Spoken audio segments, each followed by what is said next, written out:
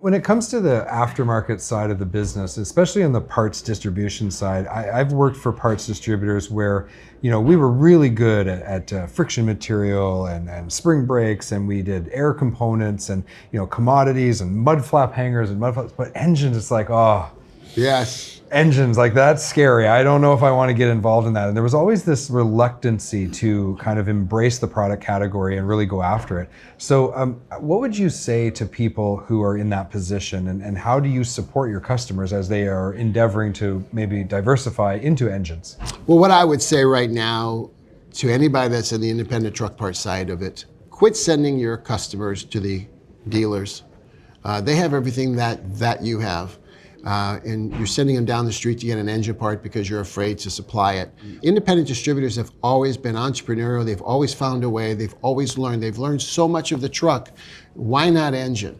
And now is probably the best time to be in the engine parts business due to the age of trucks, the cost of getting into the new equipment, the newer engines that are coming out today are not even being rebuilt, they're being thrown out and putting in an older engine. I mean, there's so many aspects of the market today that line up that this is the best time to be in the aftermarket engine parts business. And people are looking for sources, they're looking for answers, they're looking for better service than what they're getting, in other parts. And so it's time for them to really step up and get over this fear, because the aftermarket is very well qualified. They know what they're doing.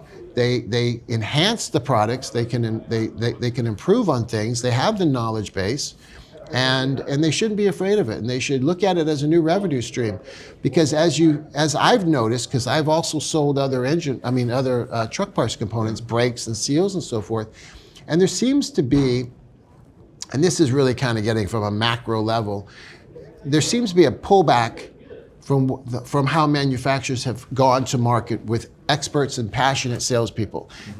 Those companies have slashed the salespeople, and those salespeople would go out and educate the end user and the distributor on why their products are better. Fleets don't buy on price. People don't buy on price.